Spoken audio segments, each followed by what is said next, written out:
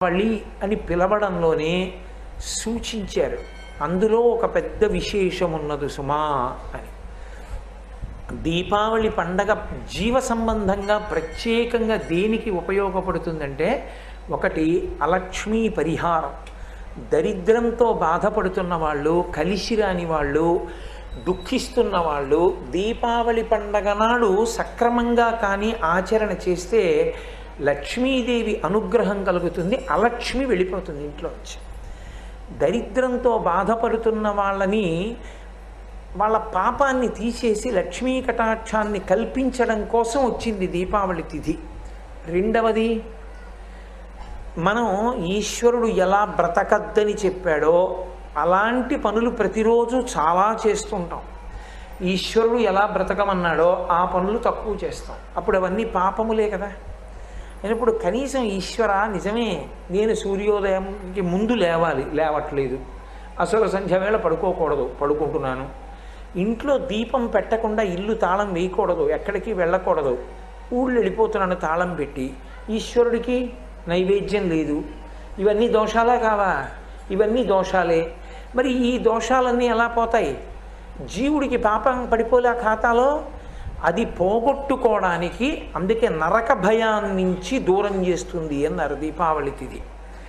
ఈ పాపం నుంచి విముక్తం చేస్తుంది. అంటే ప్రతి ఏడాది తప్పులు చేసేసి దీపావళి చేయమని కాదు, సాధ్యమైనంత తగ్గిస్తూ మన చేతిలో లేక జరిగిపోయింది అనుకున్న దానికి కనీసంలో కనీసం దీపావళి పండగ జాగ్రత్తగా చేసుకో. కాబట్టి దీపావళి పండగ నాడు ఏమవుతుంది అని అడిగారు. ఈ రెండూ జరగాలి అంటే తైలే లక్ష్మీ జలే గంగా దీపావళి తిథౌ వసేత్ అలక్ష్మీ పరిహారార్థం తైలాభ్యంగో విధీయతే అని. తైలే లక్ష్మీ, ఆ ఒక్కరోజు నూనెలోకి లక్ష్మీదేవి ప్రవేశిస్తుంది.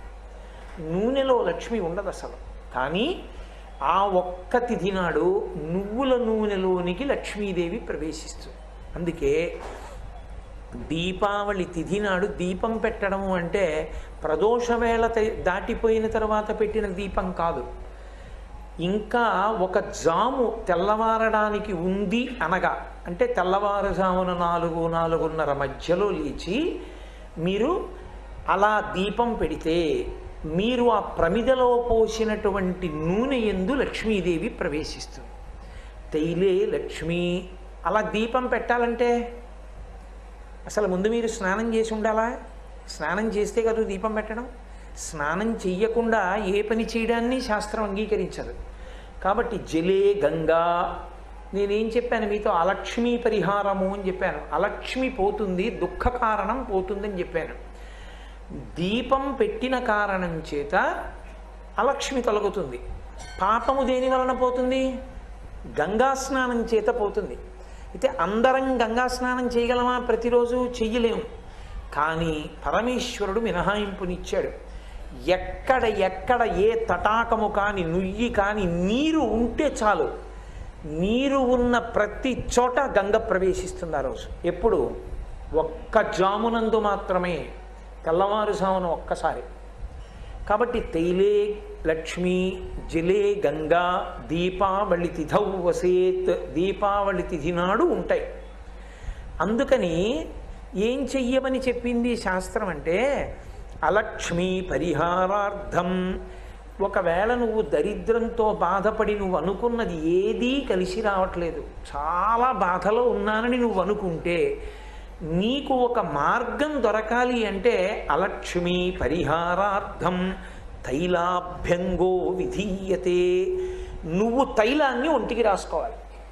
అలక్ష్మి ఏది పట్టి ఉందో అది వదిలి లక్ష్మి పట్టుకోవాలి. లక్ష్మి పట్టుకోవడం అంటే నువ్వు సంతోషంగా ఉండాలి, ఆనందంగా ఉండాలి. ఇంతకుముందు చింకి గుడ్డలు విప్పి మంచి గుడ్డలు కట్టుకోవాలి, చక్కటి ఆభరణాలు పెట్టుకోవాలి, మంచి అన్నం తినాలి, కాలం కలిసి రావాలి. తైలాభ్యంగో.